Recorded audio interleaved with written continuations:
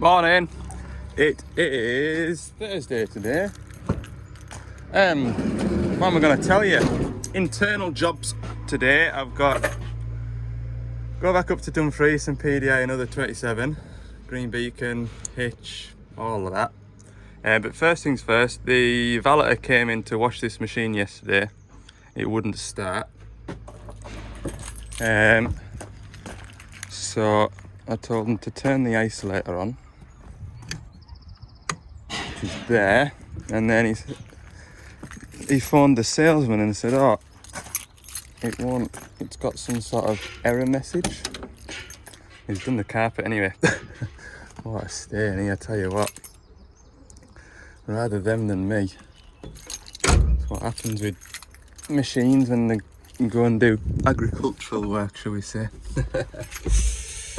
Hey, especially when you're draining fields and whatnot, you're in and out and doing fencing, you're in and out, and yeah, where this machine used to do all of its work, it's totally dead today, I think. Oh, yeah, it does seem like it might be a flat battery, doesn't it? It's not even trying to... Oh, I tell you what, everything's going off here. Right, I'll pull the van forward. I wasn't sure, because yesterday it was coming up on the screen, comms error. And I thought, oh, there might be water down in that plug, but I've just got a feeling it's got a flat battery. Looking at that. Where's the battery on these? I remember now. Ugh. Dee dee dee dee dee.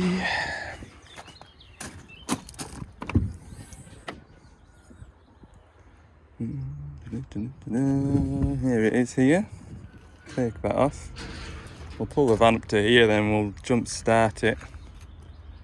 Or we'll charge it with the van and then try and start it. I'm sure I remember this machine had a bit of a funny problem with that pump. Anyway.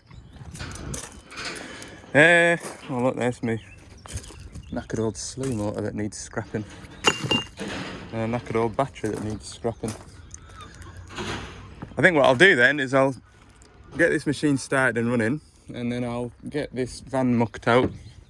I've got 1, 2, 3, 4, that's that 80 litres of waste oil, 2 empty drums of hydraulic oil, loads of boxes on here that I don't need. Yes, that is the plan. Well, I'm not going to get much closer than that. Right. Is that off? Tell you what, it needs a right good clean, doesn't it? It's also going to get new tracks. New tracks are over there. There's a new hitch and a set of buckets there for it. Fetch them down from not from HQ, where did I get them from? Dumfries. Last week when I was up there PDIing a machine that wasn't supposed to be PDI'd. Right, we're all hooked up. I don't think it'll be enough yet, like. We shall see. That bit of rubber off. I bet that's off the bonnet. That just wants scrapping, that. Bin it. Oh, I remember what that's for. That's all the pins for down there. Hey, right. It's still pretty dead. Someone's turned the wiper. How do you turn the wiper off on this?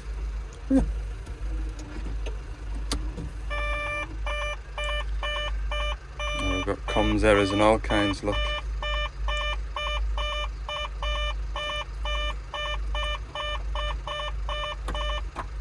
Just leave it switched off for now. Charge it up a bit with the van. I'll go and sit and rev it a little bit.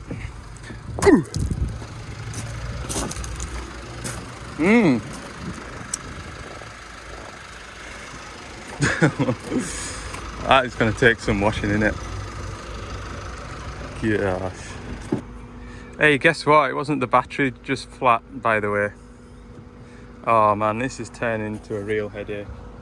I ain't really even had a chance to give it my full attention either. I've been on the phone, I've had paperwork and emails to send. Anyway, it's just after 11 o'clock. I'm packing up now because I've got a breakdown on the other side of the country. We don't have the part in that we need, so I need to go and pick up the part from Castle Douglas. They're sending it to Dumfries. So the next 3 or 4 hours I'm going to be driving, but I'm going to show you around this first before I go. So yeah, ran the van charging it for 20 minutes while I did some paperwork in the office, came back out to it, went to start it, just doing the same. Screen was flickering, so I thought, right, we'll have a look at the battery. The battery positive terminal was loose, it didn't even have a nut on it, so that was knackered. So I replaced the terminal, that didn't improve it, and then I went to the earth terminal. Earth was loose, that didn't cure it. I'm just about, well, took the battery out, all this was full of muck, all this is full of muck. Gonna check the earths down here because all of this has been caked full of muck. That's what I was gonna get up to. I've also been into this plug here. As you can see, all the mud and muck in there. It was up to here in muck, so sure enough, when I took this plug off, there was a bit of corrosion. I thought that would be it. That still hasn't cured it. So there is something amiss, but I don't know whether the corrosion in there has spiked the VCU, because it's a VCU controller issue. But I just want to make sure that all my earths and all my lives are correct before diving in down there. There's no lid on the fuse box. I mean, yeah, I'm just going to leave all this off for when the valeter, when I do get it going, I'm leaving all this off for when the valeter comes and he can give everything a right good scoosh off. But I just keep getting pulled away from it. I don't feel like I've had a chance to fully start diagnosing things, if you know what I mean. I haven't had a chance to go, right, we'll start from here and work over to here. I've just been sort of going back down there, sorting something out, coming back up here. Right, oh, where was I up to? Oh, that doesn't look right. And then you kind of scurry down that blooming rabbit hole, if that makes sense. I also don't like the look of the connectors on the isolator. You know, all that stuff. This fusible link here, I mean, that wire looks like it could even be broke there. But this fusible link in here, terminals are all corroded.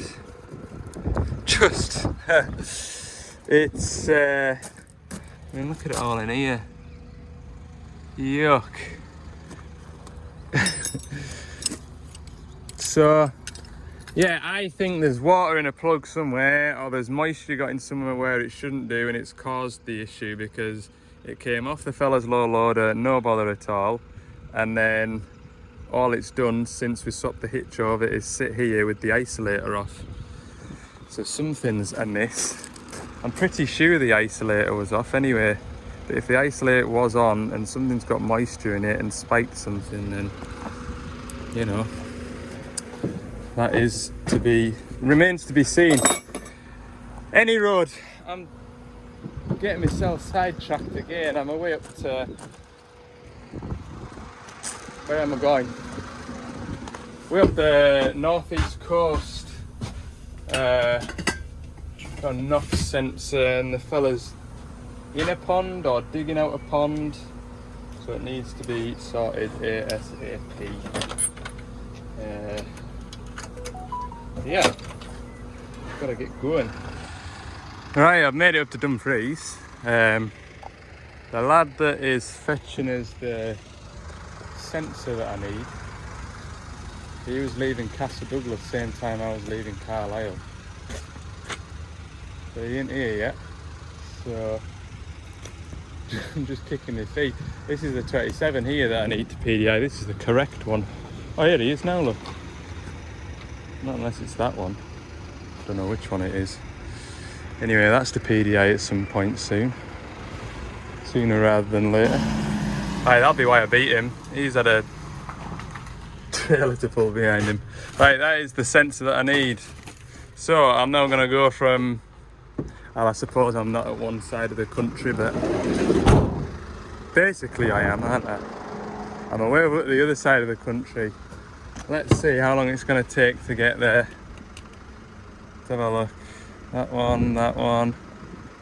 The directions from my location. Oh my word.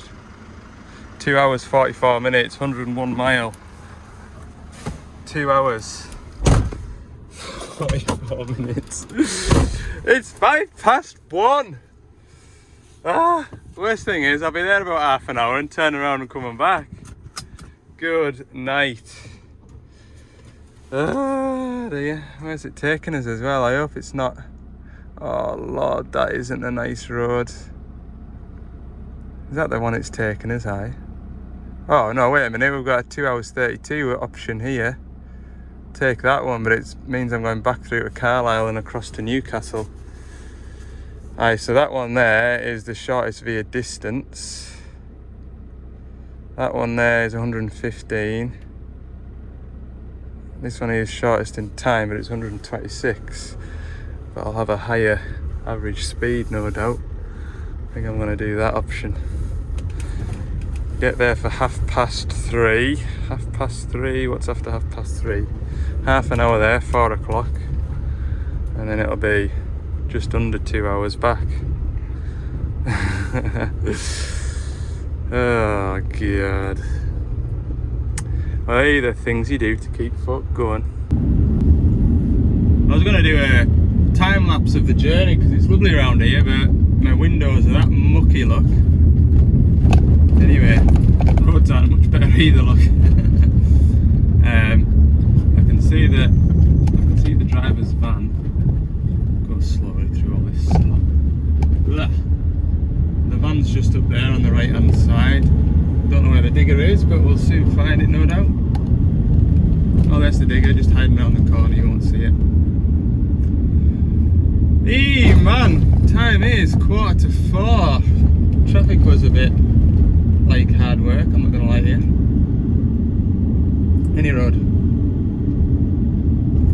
Made it now. Right, we've made it.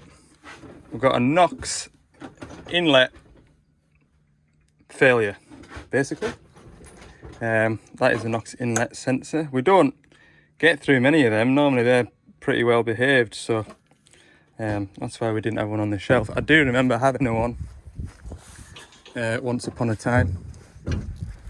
Any road, this sensor goes in down here.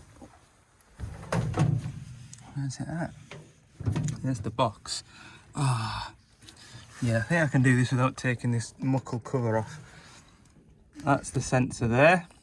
The job of that sensor is it's reading the emissions coming straight out of the engine.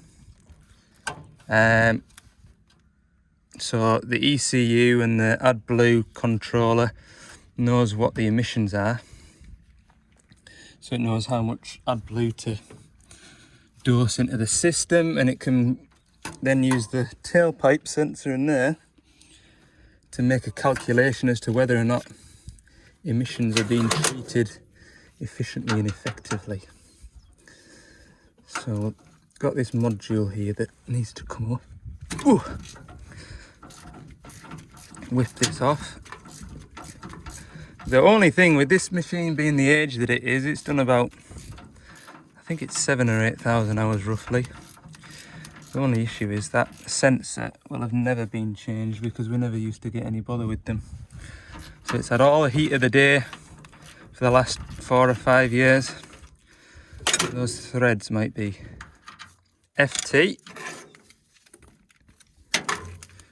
Leave this wiring out my way, look.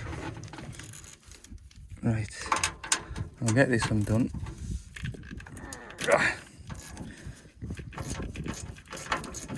And then we'll get a hammer, some WD-40 and a 22mm spanner, and hope that I don't have to take this cover off.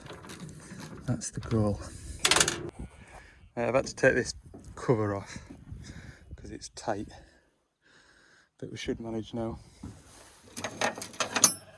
I'm hoping. Two-hander. Right, chop the tail off, got the ring end over it and braid it with a hammer. Easy. Find a new one in.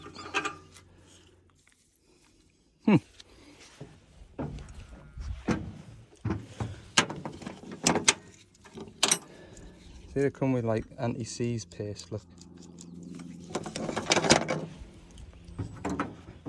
Once you've got them cracked, they're generally, it's just getting them cracked, you know.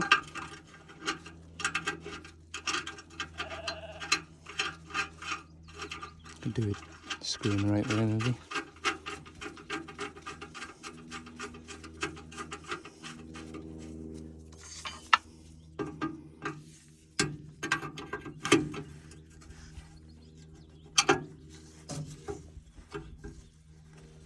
Yeah, gentle nip and all that.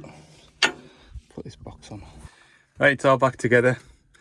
If you've ever put a slightly bent up boxing ring back on a machine, then you'll know the hardship I've just faced.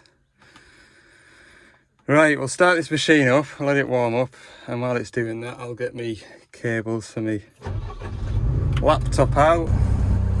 Right, we're going to click accept. And this is going to run itself through a SCR conditioning. And basically, if that inlet knock sensor is new, it should clear the code. There's no reason why it shouldn't. This could take anywhere between 15 minutes and 45 minutes. So we'll see. Okay, it's 4:30. We'll get rid of that message. Real-time errors have gone, so that's it fixed. We've just got a 15-minute wait until it's done its thing and can pack up. Right, there we go. Finish. That is the job done. Do I want to report? No. So now it is 25 to 5. So I've been here pretty much an hour dead on. And that's it.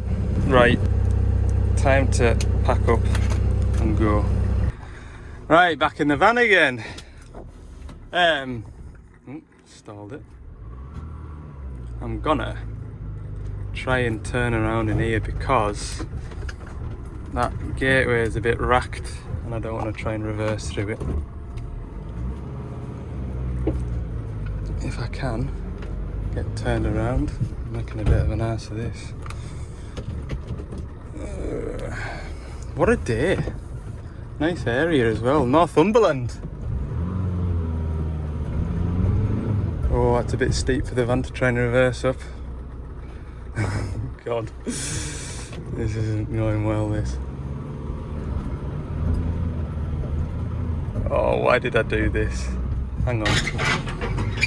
That wasn't one of my brightest ideas. But you can see, it's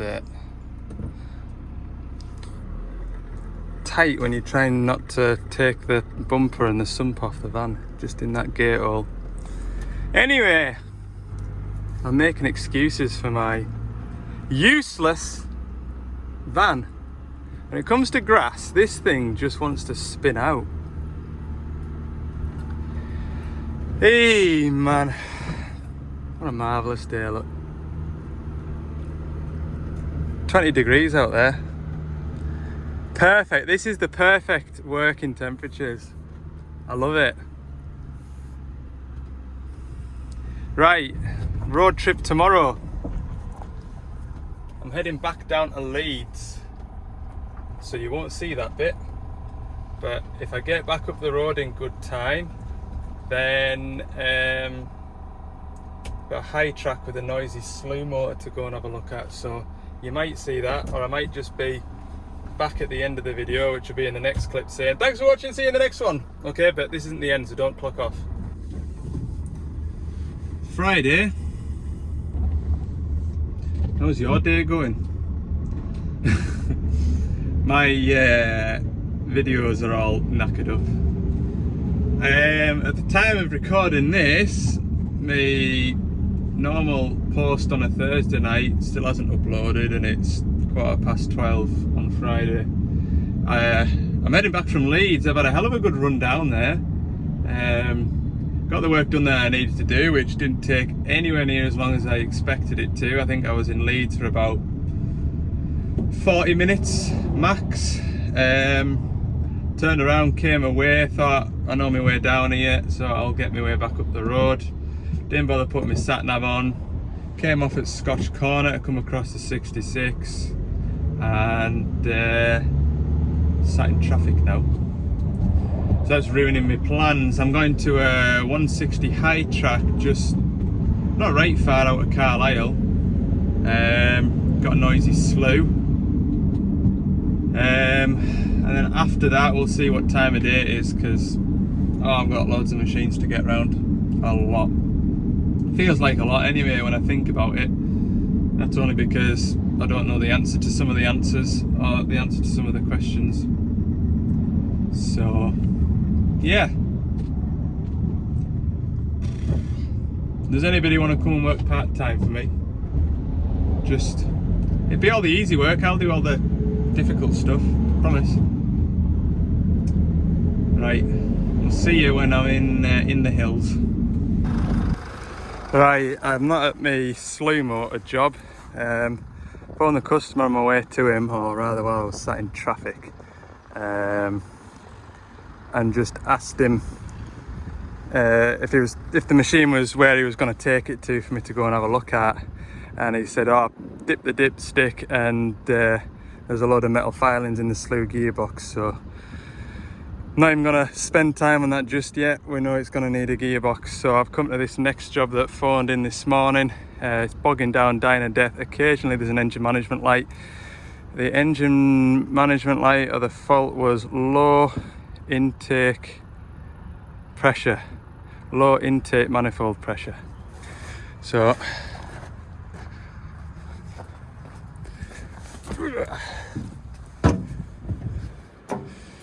pressure sensor, intake pressure sensor is down the back of here.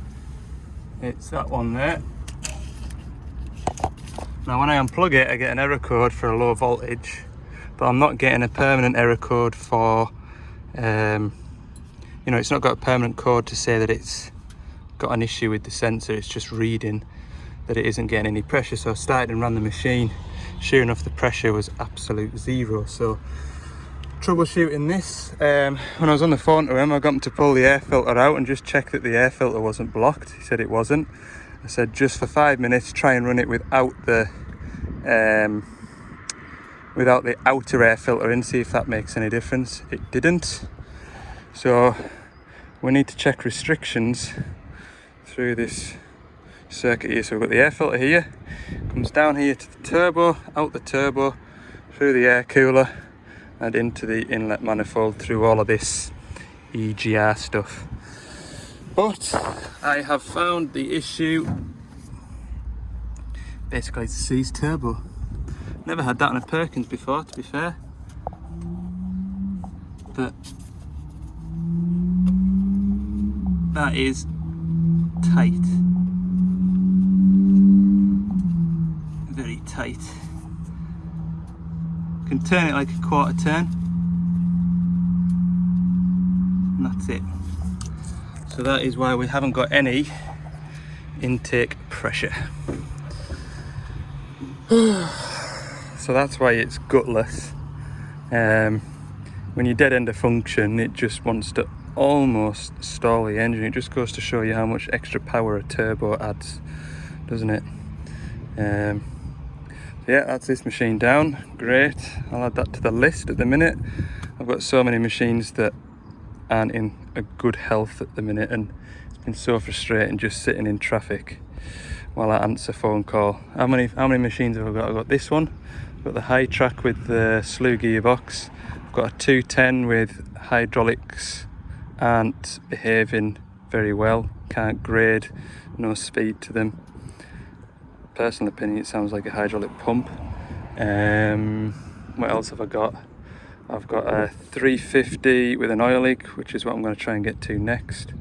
And I've also got oh, there's a 140. That 140 that I was at yesterday in this video, that's broken down again. That's got a AdBlue pressure fault now, so it's losing AdBlue pressure.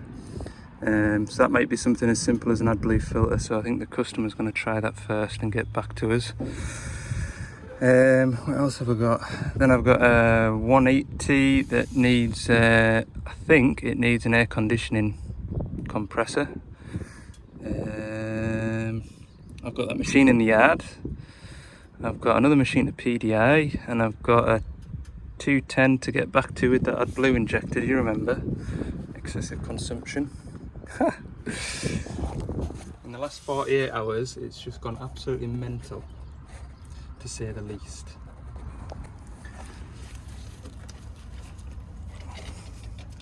That ain't good either, look. And I've just sat and watched them load 2 tipper wagons to wonder it hadn't run away. Hey man, right. That's gonna need all of that taken off. It's gonna need all inlet manifold taken off. It's gonna need that taken off. Oh, good fun, isn't it? I wonder if it's got over to here. I might whip that pipe off and see if it's got that far. I don't believe it, like, he's been saying it's been like that about 3 days. Loading 8 wheelers away. I've just sat and watched him load 2. How that engine hasn't run away, I do not know. But I was one thing for sure, I wasn't turning the key and seeing if it was my lucky day or not. That's it, right. Next job, 3 o'clock, DX210. I've got the 350 for an oil leak, and it needs a hydraulic pipe. By the time we get the pipe off,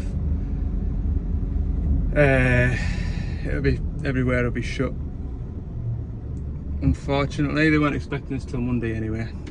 Look at this for a bit to work in. Marvellous, isn't it? Anyway, it's not good news for this. I've been playing on it for the last 20 minutes, half an hour. So we've just been digging in here. It's sort of like PT, and then it goes to like that gravelly stuff over there. Dead easy digging for a 20 tonner. And it won't even try and curl and fill the bucket. So you see our pressures is down, pressures are spot on. When you try to multi-function, so if I fill the bucket, lift it up, curl the bucket as I'm filling it, and slew at the same time, it's either 2 functions or nothing, if that makes sense. So you can curl the bucket in and lift up, and it's bearable, but it's not quick. And if you add slew into the factor as well, it just, oh, you wouldn't load a tractor and trailer with it anyway, that's for sure. I've been trying to, once I dug a hole, I try to fill it back in and just try to like rake that top. It just makes it look like you've never sat on a digger seat before. It's terrible. Why do I think it's the pumps? It's almost as though we're not getting enough flow, we're not getting enough oil to all the different functions it can do. Dip arm in and out, no bother. The cycle times are fine individually, but together it's mega. What I really could do with is putting a flow meter on it. I don't have that with me today, whether or not my boss will want me to come back beginning of next week and put the flow meter on it just to confirm it. But pressures are all spot on, pilot pressure, everything of that. And also when you do sort of overload the digger, if you know what I mean, there's a real cavitating noise as well, which becomes present. Now these are your 2 pump feeds here. So you've got a pump feed going to the, where's this one going to? This one's going to the right hand side of the valve chest, that one's going to the left hand side of the valve chest. And then this pipe here is the case drain. So if we look at the temperatures, I know it's not like a confirmed diagnosis. We've got 63 degrees on that one, 65 on that one, and this one was like 80 before. 72, it's cooled down a bit. But that case drain should never be hotter than these, which tells me there's excessive leakage inside the pump, in my opinion. But yeah, the machine just does not feel right, and yeah, I'm just sort of waiting for a phone call just to double check that I've not missed out. No, what I will do is, I'm not going to show you actually. We can adjust the pumps to give the pumps more flow. Well, that's my phone ringing, that'll be the boss. Right, I'll come back to you in a sec. Right, I think we'll head away. I'm going to go and call in on my way back from here. Is that high track with the noisy slew motor. I am going to call in and have a look. Just a quick sneak peek. I'm going to call it a day. It's just been a day of handing out bad news, hasn't it? Hellfire. That machine ain't right though. It's not. Speaking of things not being right, my internet at home, I don't know when you'll be watching this, because the video that I'm trying to upload at the minute still hasn't gone up. It should go live in 1 minute. It's nearly 5 o'clock. So yeah, I'm gonna have to phone my internet provider and give them what for. I'm sick of it. Try to run an international media company here, do you know what I mean? Need to get it on. Look at that. Look at me looking at that. What a sight to see. Hellfire. Right. I'm going to have a look at the next one. If there's out to show you, then I'll show you. 160 high track, noisy slew. Let's see, shall we? We'll observe the symptoms first. And go from there. I'm not going to be pulling the slew motor out at this time of day. I want to hear what it's doing. I want to drain the oil out and inspect it. That's what I'm going to do. Okay, I don't know how well the noise will pick up on camera, but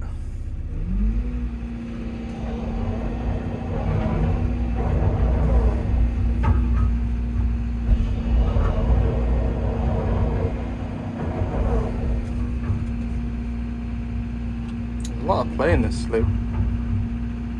I'm not sure if that isn't even the pin, like the main gear at the bottom of the gearbox. That there's a lot of.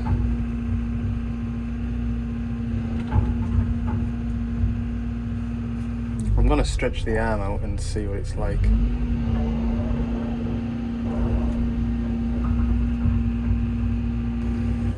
So aside from the play in there, if you watch how far I can push this, I still think it's the gearbox, but I think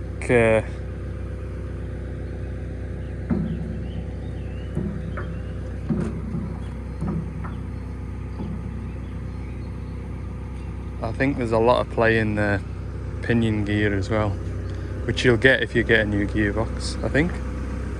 Pretty sure you will. Got in the cab to slew around and the bucket was already on the floor. Look how fast it's moving. There's a lock valve up there. So what you want to be careful of as well with noisy slews is the slew valves, the valves that slow the machine down. They can be noisy too. So you want to make sure that the noise is in both directions and not just in one point. I was actually on the phone to my colleague this morning. He's away up in, where was he up to today? Wick, he was telling us. And he'd visited a machine up that neck of the woods that was squeaky at one point when it was slewing, and it was the rotary coupling. Right. But it's definitely not squeaky, is it? It's grindy. Let's dive into this thing down here.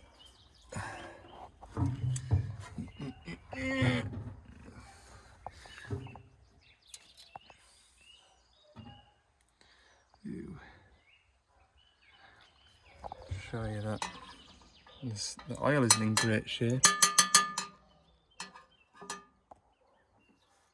Any bubbles. The oil isn't in good shape. Phew.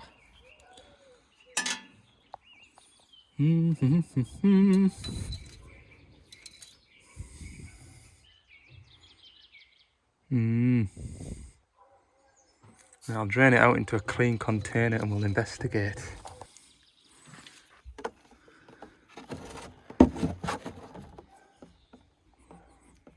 It never looks too bad initially, and then it starts to come out and it's like, blah, yuck. I wonder if I pull my van over, get the airline and just blow it down the dipstick tube and blow it out, will that help or not? Normally I leave it draining while I'm servicing, which takes an hour and a half, 2 hours. Even then it still trickles out.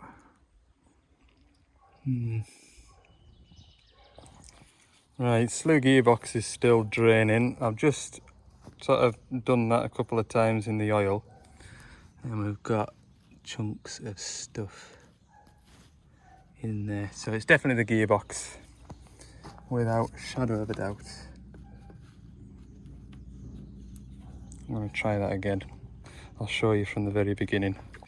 Okay, so we can all agree that that is not got any sparkly bits on. We'll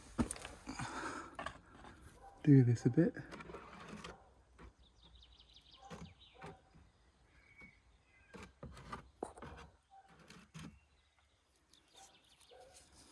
God, it stinks. I'm going to wipe it on a clean bit of this cloth here. Hang on, 2 hands. There we go.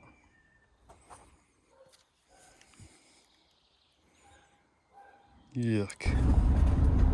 Right, I'm going to leave that one behind. I'm going to head home. I am starving. Definitely the issue is in the slew gearbox. To be honest with you, the amount of filings that were coming out of there, it's probably not just affected one individual item, it's probably damaged or marked everything. So it's a new gearbox job. I think if he wants to go down the road of itemising all the different parts, then I'll go back there on Monday and do that, but I can't get through to him at the minute, and I don't want to spend an hour and a half pulling it all apart to put a new gearbox in it. Does that make sense? So yeah, right, I'm gonna head home. I might go and do a bit of tractoring tonight. I'll do anything just to go and chill out. It's a tractoring type of an evening, isn't it? See if there's anything doing. Okay, thanks for watching. If you have enjoyed the video, please let me know by clicking the like button and subscribe as well if you haven't already. God, this lane's nice and smooth. See you in the next one.